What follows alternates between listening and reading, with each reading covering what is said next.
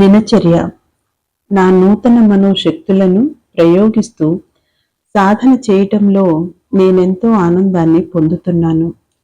నేర్చుకోవడం. చిన్నపిల్లలు నడవడానికి ప్రయత్నించేటప్పుడు మొదటిసారి వారు క్రింద పడ్డప్పుడే వారు ఆ ప్రయత్నాన్ని విరమించుకున్నట్లయితే వారు నడవడం ఎప్పటికీ నేర్చుకోలేరు. ఎలాగైతే ఏ విషయమైనా కొత్తగా నేర్చుకునేటప్పుడు కొంత సాధన అవసరమో, అలాగే ఇక్కడ కూడా సాధన అవసరము. మొదట్లో దీనికి చాలా ఏకాగ్రత ఉండాలని, చాలా శ్రమించాలని అందరూ భావిస్తారు.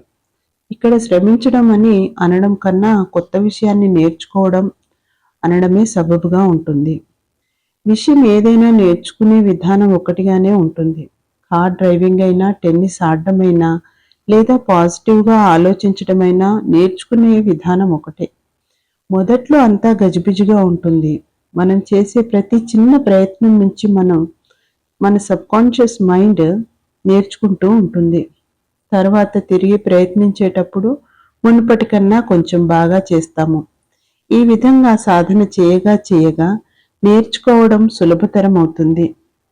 మొదటి రోజే మనం పరిపూర్ణులము కావాలనుకోకూడదు. బహుశా కాలేం కూడా.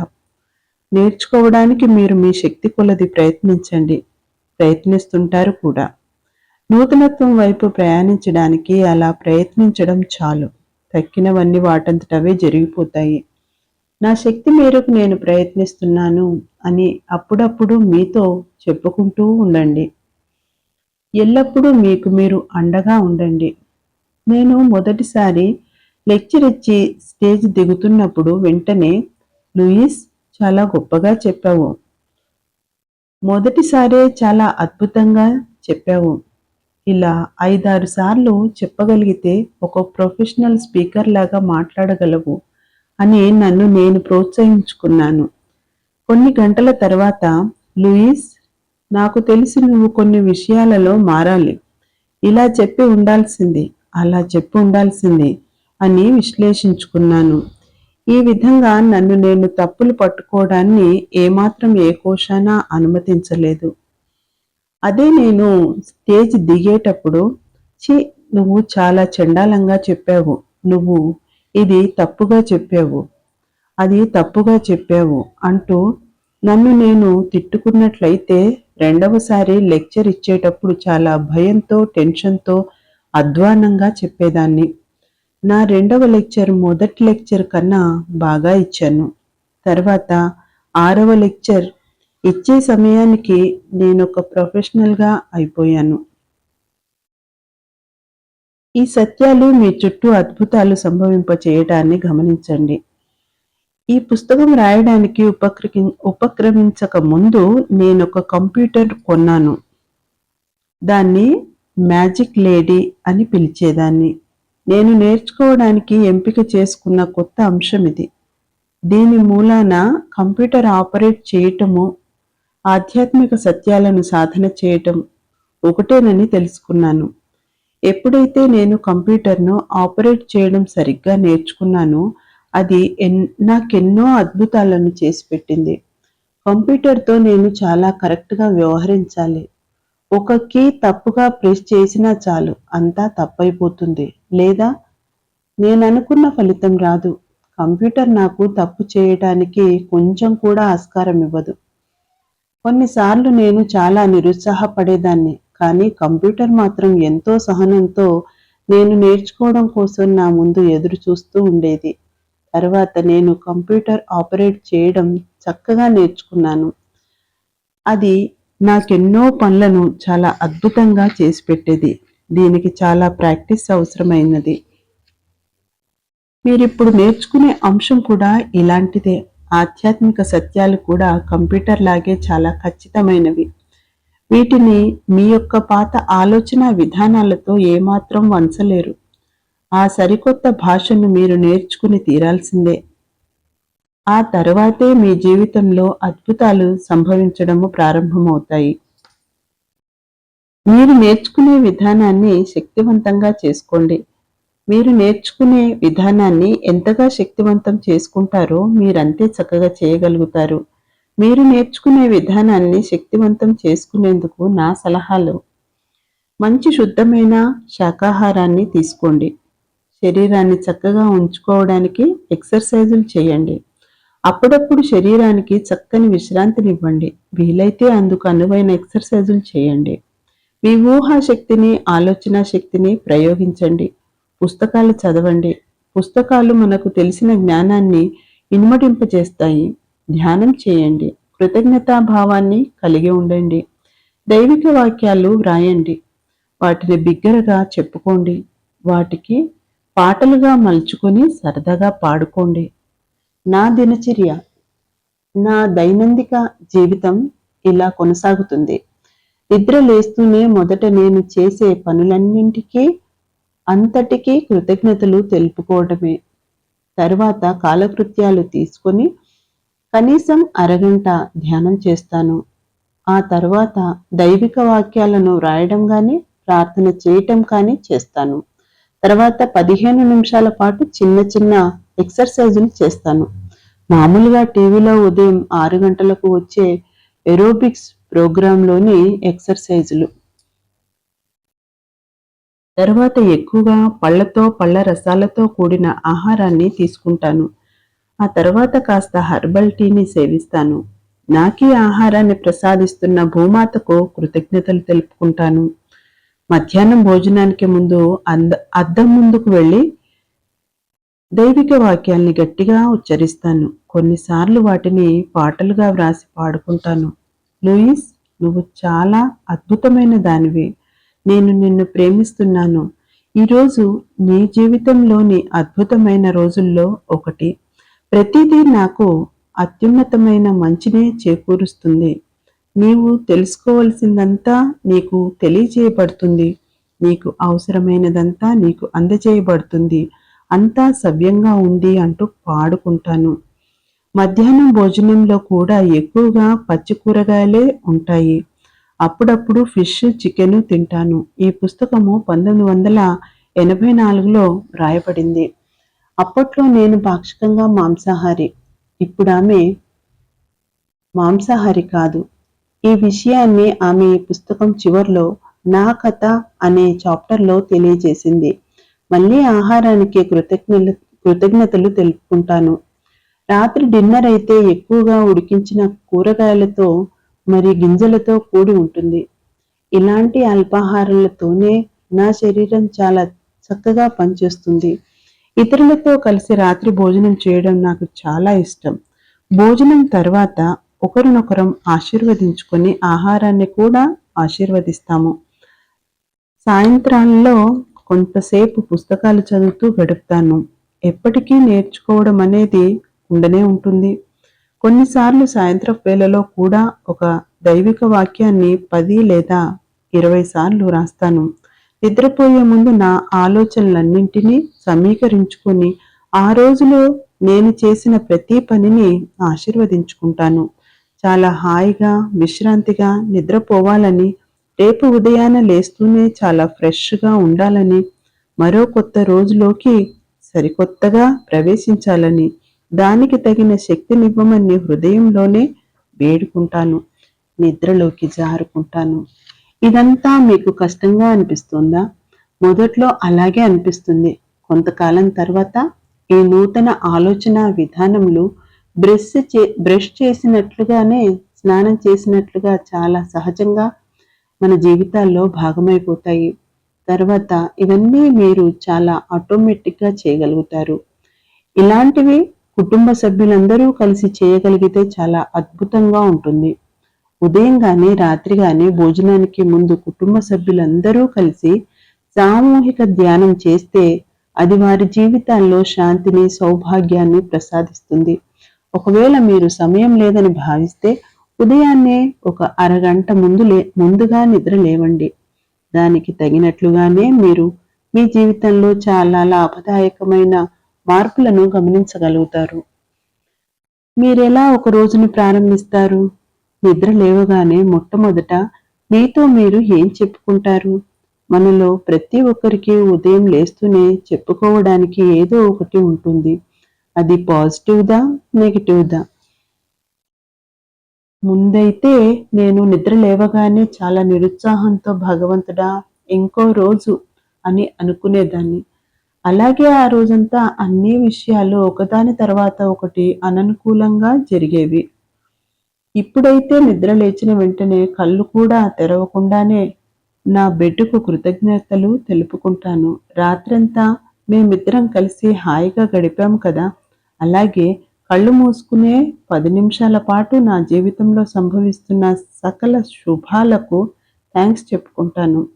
ఆ రోజు చెయ్యవలసిన వాటిని కాస్త క్రమబద్ధంగా చేసుకుని, ఆ రోజంతా అన్ని పనులలో సవ్యంగా జరగాలని, ఆ రోజంతా నేను చాలా సంతోషంగా గడపాలని భావిస్తాను. ఇది నేను ధ్యానము, ప్రార్థన లాంటివి చేయక ముందే నిద్ర లేవగానే చేస్తాను. ధ్యానము. రోజులో కొంత సమయాన్ని ప్రశాంతంగా ధ్యానంలో కూర్చోవడానికి కేటాయించండి. ధ్యానం అనేది మీకు మీరు ప్రసాదించుకునే వరము. మీరొకవేళ ధ్యానం ఇప్పుడిప్పుడే మొదలెట్టి ఉంటే మొదట 5 నిమిషాలతో ప్రారంభించండి. నిశ్శబ్దంగా ఒకచోట కూర్చొని మీలో సహజంగా జరుగుతున్న శ్వాసను గమనించండి. మీ మనసులో జనిస్తున్న ఆలోచనలను మృదువుగా మీలోంచి వెళ్ళనివ్వండి. వాటికి ఏ ప్రాముఖ్యత ఇవ్వకండి. అవి ఇలా వచ్చి అలా వెళ్ళిపోతాయి. ఆలోచనలు చేయడం మనసు యొక్క సహజ గుణం. కావున ఆలోచనలతో పోరాడి వాటిని వదిలించుకోవడానికి ప్రయత్నించకండి. ధ్యానం చేసే పద్ధతులు, వాటిపై పుస్తకాలు అనేకం ఉన్నాయి. మీరే పద్ధతితో మొదలెట్టినా పర్వాలేదు. క్రమంగా మీకు అత్యంత అనువైన విధానాన్ని మీరే సృష్టించుకుంటారు. నేనైతే నిశ్శబ్దంగా కూర్చొని నేను నేర్చుకోవలసింది ఏమిటి అని నా అంతరంగంలోని దివ్యమైన ప్రజ్ఞను ప్రశ్నిస్తాను. సమాధానం వస్తే వింటాను. ఒకవేళ రాకపోయినా పర్వాలేదు, ఇంకోసారి వస్తుంది. ఇక్కడ ధ్యానం చేసే పద్ధతుల్లో సరి అయినవని సరికానివని లేవు. ధ్యానం చేయటానికి ఇంకొక విధానం ఏమిటంటే, నిశ్శబ్దంగా కూర్చొని మీలోంచి బయటకు వెళుతున్నా మరి లోపలికి ప్రవేశిస్తున్న ఉచ్ఛ్వాస నిశ్వాసలను గమనించండి. లోనికి శ్వాస ప్రవేశిస్తున్నప్పుడు 1 అని లెక్కించుకోండి. అలాగే శ్వాస బయటికి వెళుతున్నప్పుడు 2 అని లెక్క పెట్టుకోండి. అలా 10, 15, 20 అయ్యేదాకా లెక్కించుకోండి. మళ్ళీ 1 నుండి ప్రారంభించండి. ఎన్నిసార్లు లెక్క పెడతారన్నది మీ ఇష్టం. నాకు ఒక క్లయింట్ ఉండేది. ఆమె చాలా చలాకీగా ఉండేది, తెలివైంది కూడా. ఆమె మనసు చాలా అసాధారణంగా చకచకా చేసేది. ఆమెలో మంచి సెన్స్ ఆఫ్ హ్యూమర్ కూడా ఉండేది.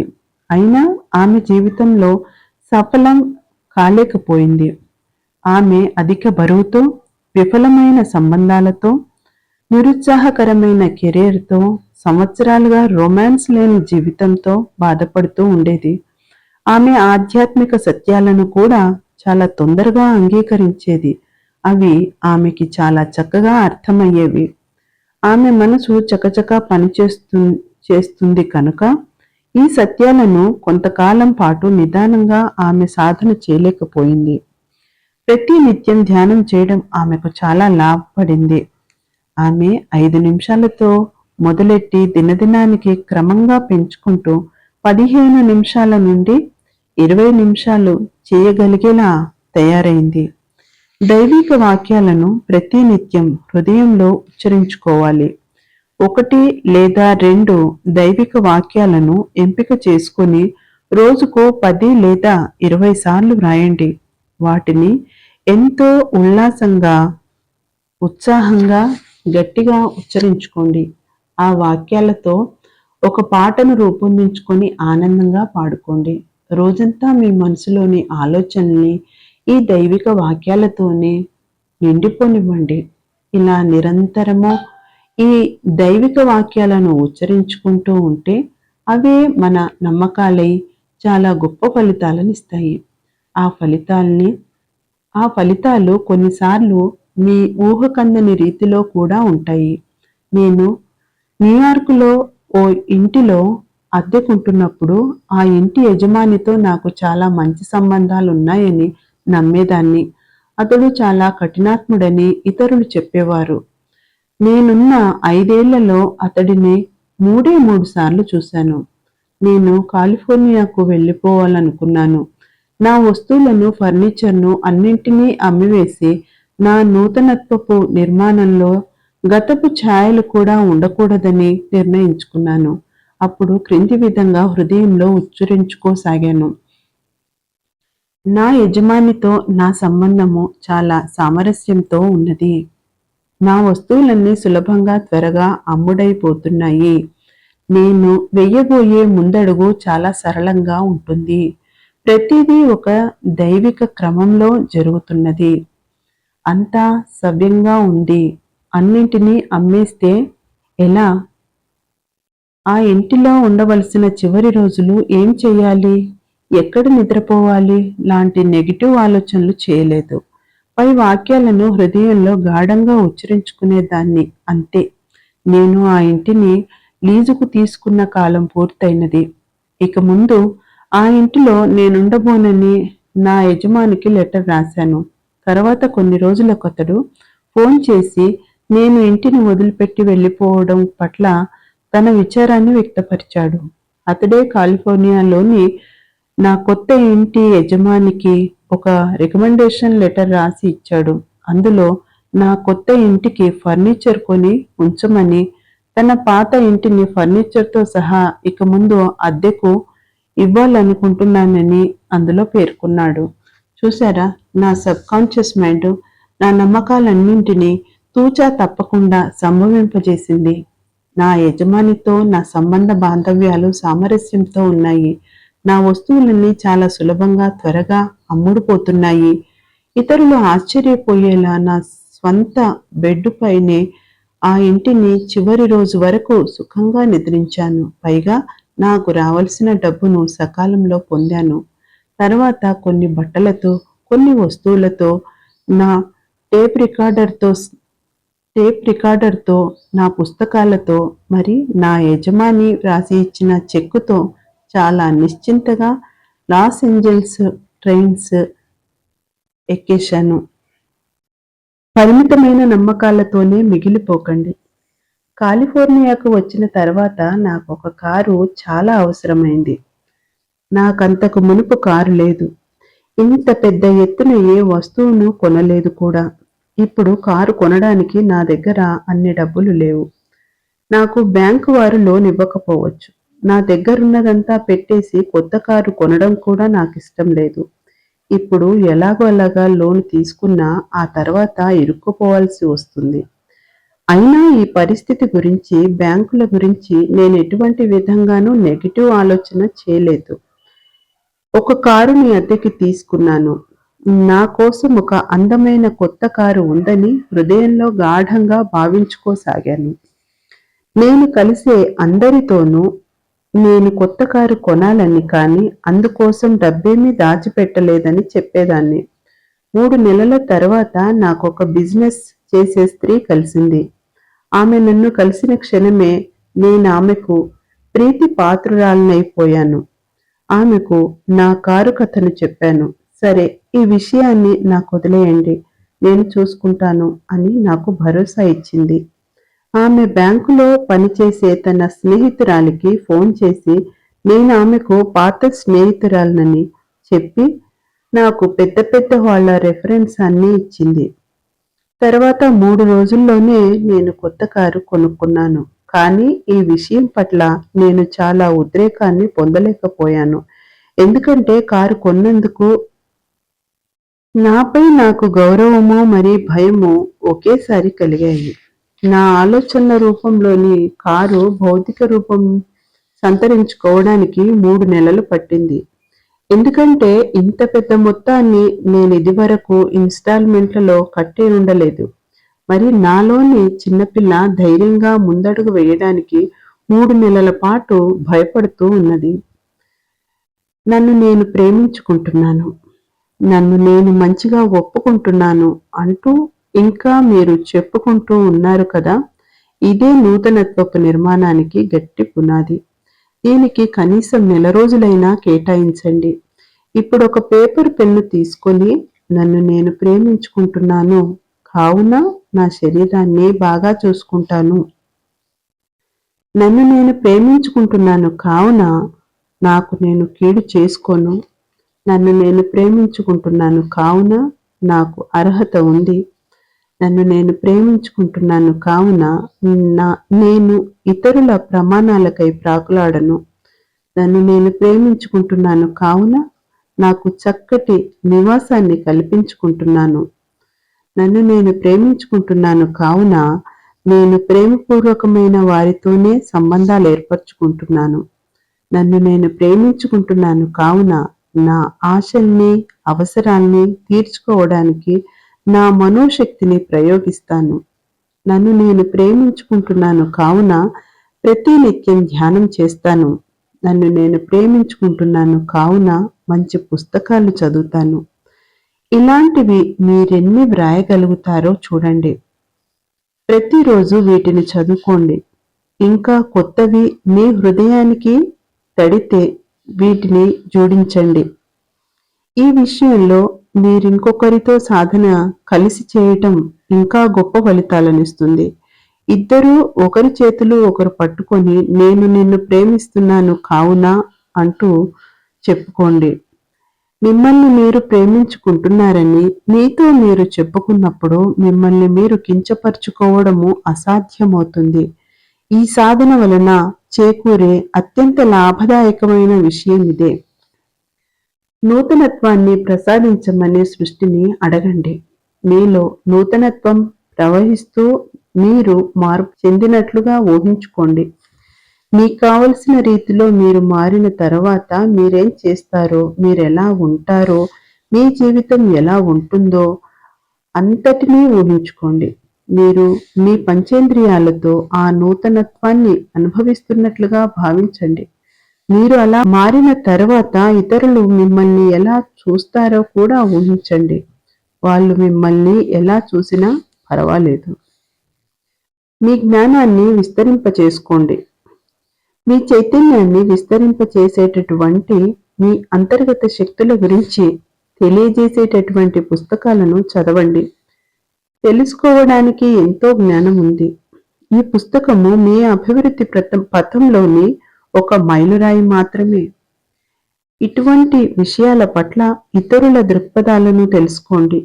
ఇదే విషయాల్ని సాధన చేస్తున్న వారితో కలిసి సాధన చేయండి. వారికి మించిన జ్ఞానమును మీరు పొందినట్లయితే వారిని వదిలేసి ముందుకు సాగిపోండి. ఇది జీవితకాలమంతా చేయవలసిన పని. మీరు ఎంత ఎక్కువగా నేర్చుకుంటే అంత జ్ఞానం వస్తుంది. మీరు ఈ జ్ఞానాన్ని ఎంత ఎక్కువ సార్లు సాధన చేసి జీవితంలో ప్రయోగిస్తే మీ పట్ల మీకు మంచి భావన అంతగా పెరుగుతుంది. అప్పుడు మీ జీవితంలో అద్భుతాలతో నిండిపోతాయి. ఈ సాధన చేయడం మీ పట్ల మీకు మంచి భావనను కలగచేస్తుంది. ఈ సత్యాలు మీ జీవితంలోనూ సత్యమని మీకు మీరు నిరూపించుకోండి. ఈ పద్ధతులన్నింటినీ లేదా ఎన్నింటిని వీలైతే అన్నింటిని సాధన చేసే కొద్దీ మీ జీవితంలో అద్భుతాలు సంభవించడం ప్రారంభమవుతుంది. మీ జీవితంలోనూ ఈ సత్యాలు నిజమవుతాయని మీరు నిరూపించగలుగుతారు. అటువంటప్పుడు మీరు మీకు కావలసిన విషయాల్ని, అనుభవాల్ని సృష్టించుకొని ఒక లక్ష్యంతో కూడిన ఆశాపూరితమైన జీవితాన్ని సృష్టించుకోగలుగుతారు. ఉదాహరణకు మీరు ఎన్నడూ ఊహించని రీతిలో బోనసులు కూడా వస్తాయి. కొన్ని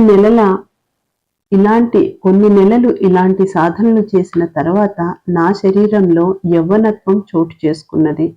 ఈనాడు నేను 10 ఏళ్ల మునుపటి కన్నా 10 ఏళ్ల చిన్నపిల్లదానిలాగా కనపడతాను. మీరెవరో, మీరేంటో, మీరేం చేస్తారో ప్రేమించుకోండి. మిమ్మల్ని చూసి, మీ జీవితాన్ని చూసి ఆనందంతో నవ్వుకోండి. మిమ్మల్ని ఏదీ అంటలేదు. ఇదంతా తాత్కాలికమే. మీరు ఎలాగైనా వచ్చే జన్మలో ఇదే విషయాల్ని విభిన్నంగా తప్పక చేస్తారు. అటువంటప్పుడు వచ్చే జన్మ దాకా ఎందుకు వేచి చూడటం? ఇప్పుడే మనమెందుకు విషయాల్ని విభిన్నంగా చేయడం మొదలు పెట్టకూడదు? నార్మన్ కౌశల్ అనే రచయిత తనను మరణపు అంచుల దాకా తీసుకెళ్లిన రోగాన్ని తన లాఫింగ్ థెరపీతో నయం చేసుకున్నాడు. కానీ దురదృష్టవశాత్తు అతడు ఆ రోగానికి కారణమైన ఆలోచన విధానాలను వదిలిపెట్టలేకపోయాడు. కావున అతడు అలాంటిదే ఇంకొకటి తన శరీరంలో సృష్టించుకున్నాడు. అయినా మళ్ళీ అతడు తనకు స్వస్థత చేకూర్చుకున్నాడు. అది వేరే విషయం. స్వస్థత కొరకు ఎన్నో దారులున్నాయి. అన్నింటికీ ప్రయత్నించండి. మీరు ఏవైతే అనువుగా ఆసక్తిదాయకంగా ఉంటాయో వాటిని ఉపయోగించండి. మీరు నిద్రలోకి జారుకునేటప్పుడు కళ్ళు మూసుకొని మీ జీవితంలో మీకు చేరుతున్న శుభాలకు థ్యాంక్స్ చెప్పుకోండి. మీకు మరిన్ని శుభాలు చేకూరుతాయి. సాధారణంగా అందరూ రాత్రి పడుకునే ముందు న్యూస్ విని గాని, టీవీలో న్యూస్ చూసి గాని పడుకోరు. న్యూస్ అంటే జరిగిన ఘోరాల, విధ్వంసాల మరియు వినాశాల లిస్ట్. వాటిని మనం మన కలల్లోకి తీసుకొని పోనవసరం లేదు. నిజానికి ఎంతో స్వస్థత జరిగే ప్రక్రియ మన స్వప్నంలో జరుగుతుంది. ఏవైనా ప్రశ్నలకు సమాధానాలు కావాలనుకుంటే నిద్రపోయే ముందు మిమ్మల్ని మీరు ప్రశ్నించుకొని పడుకోండి. పొద్దున కల్లా మీకు సమాధానం అందుతుంది. మీ శరీరంలో ఏదైనా భాగానికి ఆరోగ్యం చేకూరాలన్నా కూడా నిద్రలో ఆ భాగానికి ప్రాణశక్తి చేరి స్వస్థత చేకూరుతుందని భావించి పడుకోండి. మీకు త్వరలోనే ఆరోగ్యం చేకూరుతుంది. ఎప్పుడూ నిశ్చింతగా నిద్రలోకి జారుకోండి. ఈ జీవన విధానమే మీకండగా ఉందన్న భావంతో పడుకోండి. మీకు మీ జీవితంలో అత్యున్నతమైన శుభాలను, అత్యంత గొప్ప ఆనందాలను అందించే పనిలో ఈ సృష్టి సదా మునిగి ఉంటుందని భావించండి. ఈ సృష్టి ఒడిలో ప్రశాంతంగా నిద్రపోండి. ఈ సాధనలన్నీ చాలా కష్టమని భావించి నిస్తేజంగా ఎన్నడూ ప్రయత్నించకండి. ప్రతి ప్రయత్నాన్ని తమాషాకు చేయండి లేదా ఒక ఆట ఆడుతున్నట్లుగా ఆనందంగా చేయండి. ఉదాహరణకు క్షమాతత్వాన్ని సాధన చేసేటప్పుడు కానీ లేదా క్రోధాన్ని వదిలిపెట్టేసేటప్పుడు కానీ సాధనలను చాలా తమాషాగా చేయవచ్చు. ఒక వ్యక్తిని కానీ ఒక పరిస్థితిని కానీ వదిలిపెట్టేయడము మీకు కష్టమైతే ఆ వ్యక్తి పైన కానీ ఆ పరిస్థితి పైన కానీ ఒక పాట రూపంలో మీరు కోరుకునే మార్పులన్నింటినీ వ్రాయండి. అలా ఆ చిన్న పాటను పాడుకుంటూ ఉంటే మీ మనసు తేలికైపోయి మీకు కావలసిన మార్పుని సృష్టించుకోగలుగుతారు. నా క్లయింట్స్కు ఈ స్వస్థత గురించి చెప్పేటప్పుడు కానీ సాధనలు చేయించేటప్పుడు కానీ ఎంత త్వరగా వీలైతే అంత త్వరగా వారిని నవ్వులతో నింపేస్తాను. మనం ఒక విషయంపై ఎంతగా నవ్వులు చిందిస్తామో అదంత సులభమైపోతుంది. నీల్ సైమన్ నాటకంలో లాగా మీ సమస్యలను చూసుకుంటే కనుక మీరు కూర్చున్న చోటే నవ్వులు చిందిస్తారు. ఆ నాటకంలో ఆనందము, విషాదము రెండూ ఒకటే. అది మీరు చూసే కోణంపై ఆధారపడి ఉంటుంది. ఓహ్, మానవులెంత వెర్రివారో! మీ యొక్క ఈ ప్రవర్తన ప్రక్రియను ఎంతో సంతోషకరంగా, సుఖకరంగా చేసుకునేందుకు వీలైనన్ని విధానాలన్నింటినీ ప్రయత్నించండి. తమాషా చూడండి. దినచర్య. నేనున్న ఈ జీవితపు అనంతత్వంలో అంతా సవ్యంగా, ఒక్కటిగా, సంపూర్ణంగా ఉంది. నేను నాకు అండగా నిలబడతాను. ఈ జీవితమే నాకు అండగా ఉంది. సాధన చేయడం వల్ల నా చుట్టూ మరి నా జీవితపు అన్ని కోణాల్లోనూ మార్పులు సంభవించడము నేను గమనిస్తున్నాను. నేర్చుకునే విధానాన్ని నేను వీలైనంత ఆనందదాయకంగా మార్చుకుంటున్నాను. నా జీవితంలోని ప్రతిరోజు కృతజ్ఞతాభావంతో, ఆనందంతో మొదలవుతుంది. ఈ రోజులో నేను చేయబోయే సాహసాల కోసం ఎంతో ఆసక్తిగా ఎదురు చూస్తుంటాను. ఎందుకంటే అంతా మంచే జరుగుతుందని నాకు తెలుసు కాబట్టి. నేనెవరినో, నేనేంటో, నేను చేసే ప్రతి పనిని నేను ప్రేమించుకుంటున్నాను. ఈ జీవితము వ్యక్తపరుస్తున్న ప్రేమకు, ఆనందానికి నేనే సజీవ సాక్ష్యాన్ని. మరి నా ప్రపంచంలో అంతా సవ్యంగా ఉంది.